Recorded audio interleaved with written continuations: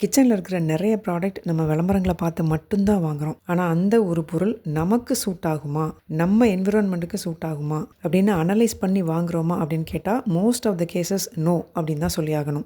Cost அயனில் சமைச்சா ஹெல்த்துக்கு நல்லது, சாப்பாட்டில் சத்துக்கள் பாதுகாக்கப்படும், வேகமாக சமைக்கலாம், அதனால் ஃபியூவல் மிச்சமாகும், இது நான்ஸ்டிக்கு ரீப்ளேஸ்மெண்ட், என்ன கம்மியாக செலவழியும். காஸ்ட் அயன் குக்வேர்ஸை நம்ம தலையில் கட்டும்போது மேனுஃபேக்சரர்ஸ், செல்லர்ஸ், கம்பெனிஸ் இவங்கெல்லாம் சொல்கிற விஷயங்கள் தான் இந்த பாயிண்ட்ஸ். இவங்க சொல்கிற எல்லா விஷயமும் கரெக்டு தான், அதில் நோன்னு சொல்கிறதுக்கு பெருசாக ஒன்றும் இல்லை. அதுலேயும் மெயினாக இது நான்ஸ்டிக்கு ரீப்ளேஸ்மெண்ட் அப்படின்னு சொல்கிறாங்க இல்லையா, அந்த ஒரு விஷயத்துக்காக தான் இதை நான் வாங்கினேன். இது உண்மையிலேயே நான்ஸ்டிக்கு ரீப்ளேஸ்மெண்ட்டா அப்படின்னு கேட்டால் இந்த கேள்விக்கான ஆன்சர் யூசருக்கு யூசர் மாறுபடும். நான்ஸ்டிக்கில் எல்லாரும் பண்ணுற எல்லா விஷயங்களையும் காஸ்ட் அயனில் பண்ண முடியாது. அவனே அவனுடைய கம்பெனி மேனுவலில் கிளியராக இன்ஸ்ட்ரக்ஷன்ஸ் கொடுத்துருக்குறான். இதெல்லாம் பண்ண முடியும், இதெல்லாம் பண்ண முடியாது, அதாவது பண்ணக்கூடாது அப்படிங்கிற மாதிரி இன்ஸ்ட்ரக்ஷன்ஸே கொடுத்துருக்குறான். அதாவது குழம்பு மாதிரி இல்லை கிரேவி மாதிரி ஐட்டங்கள் இதெல்லாம் இதில் பண்ணக்கூடாதுன்னு சொல்கிறான். அப்புறம் அசிடிக் ஃபுட்ஸ் இதை அவாய்ட் பண்ணுமா.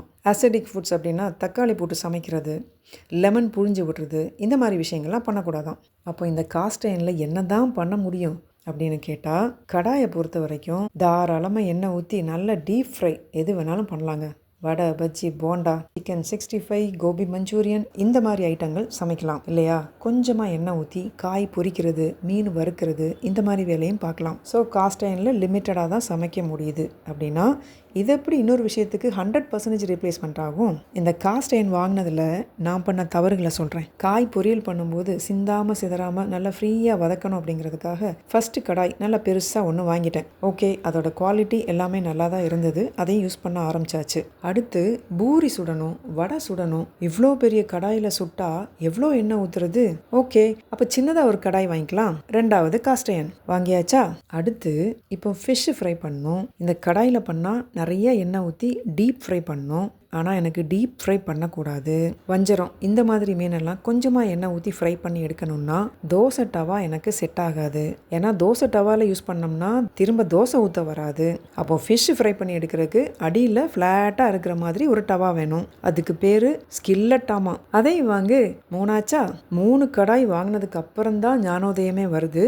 இந்த ஸ்கில்லட்டவே முதல்ல வாங்கியிருந்தோம்னா இதை ஃபிஷ் ஃப்ரை பண்ணுறதுக்கும் காய் வதக்கிறதுக்குமே இதவே யூஸ் பண்ணியிருந்திருக்கலாம் அப்படின்னு. மேக்ஸிமம் 2 கூட முடிச்சிருந்திருக்கலாம். ஜென்ரலாக எல்லா காய்கறிகளையும் இதில் பொரிக்க முடியும். பட் நான் இந்த கடாயை யூஸ் பண்ணுறது 2 விஷயத்துக்கு தான். வெண்டைக்காய் பொரியல், பாவக்காய் பொரியல். வெண்டைக்காய் ஸ்டிக்கியாக இருக்கிறதுனால சாதாரணமாக மற்ற சட்டிகள்லாம் யூஸ் பண்ணோம்னா அது ஒட்டிக்கும், அதனால் காஸ்ட் அயன். பட் வெண்டைக்காய் நல்லாவே ஒட்டாமலே வருது.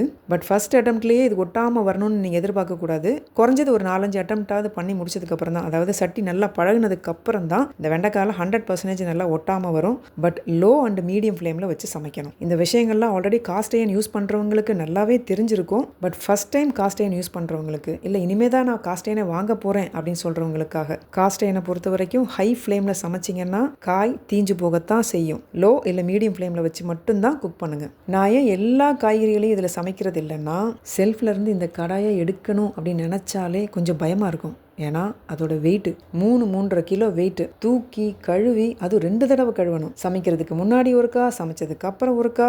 சமைச்சதுக்கு அப்புறம் அப்படியே வைக்கவும் கூடாதான். ரொம்ப நேரம் இதில் ஃபுட்டை வச்சுருந்தா அந்த அயன் கண்டென்ட் அதிகமாக ஃபுட்டில் சேர்ந்துருமா, ஃபுட்டோட கலரை மாற்றிடுமா.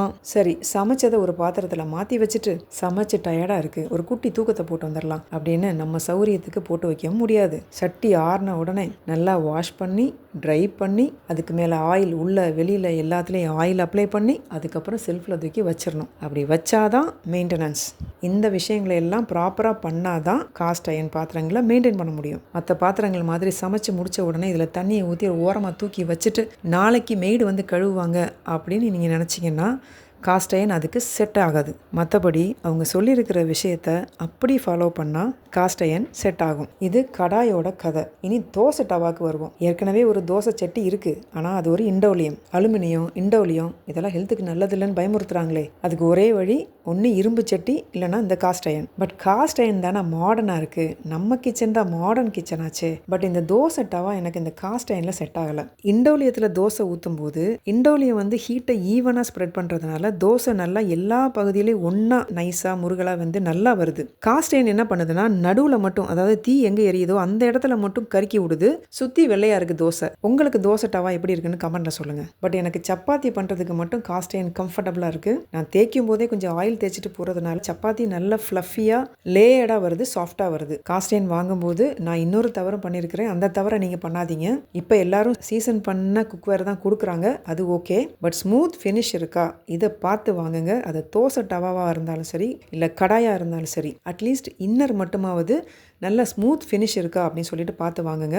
அவுட்டர் எப்பவுமே கொஞ்சம் சொரசொரம் தான் இருக்கும், அது பிரச்சனை இல்லை. நான் வாங்கின ஒரு தோசை டவா இன்னர் வந்து ஸ்மூத்தாக இல்லை. இன்னர் வந்து கொஞ்சம் சொரசொரன் இருக்கிறதுனால தோசை ஊற்றினோம்னா கொஞ்சம் ரொட்டி மாதிரி வருது. அதாவது நார்மலாக நமக்கு நல்லா தோசை வரும் இல்லையா, அது மாதிரி இதில் வரல.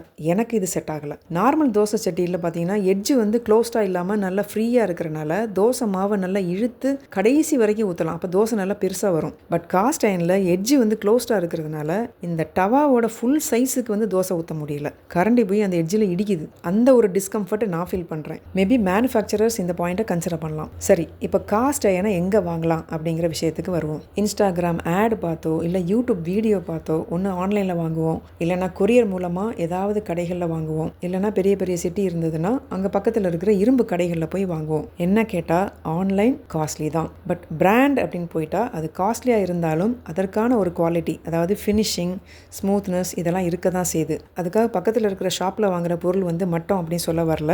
பட் ஒரு சின்ன டிஃப்ரென்ஸ் இருக்க தான் செய்யுது. பட் அதுக்காக அவ்வளோ காசு செலவு பண்ணுமா அப்படின்னு கேட்டால் தேவையில்லை. எங்கே சீப்பாக கிடைக்குதோ அங்கேயே வாங்கிக்கலாம். நான் கூட 2 ஆன்லைனில் வாங்கினேன். மிச்சம் 2 இந்த ஸ்கில்லட் அண்ட் சின்ன கடாய், இது ரெண்டுமே வந்து யூடியூப் வீடியோ பார்த்து வாட்ஸ்அப் மூலமாக காண்டாக்ட் பண்ணி தான் வாங்கினேன். மதுரை எம்எம்ஐ ஸ்டோர் பக்கத்தில் நமக்கு இரும்பு கடைகள் இல்லை அப்படின்னா இந்த மாதிரி கொரியர் சர்வீஸை யூஸ் பண்ணி நம்ம வாங்கிக்கலாம். கடைகளில் வாங்கினா தான் ஆன்லைன் ப்ரைஸுக்கு பாதியாக நமக்கு கிடைக்கும். எனக்கு பிராண்டெல்லாம் தேவையில்லைங்க, சீப் அண்ட் பெஸ்ட்டாக கிடைச்சா போதும் அப்படின்னு நினச்சிங்கன்னா தாராளமாக கடைகளில் வாங்கிக்கலாம். தேங்க்ஸ் ஃபார் வாட்சிங். This is Ramzan.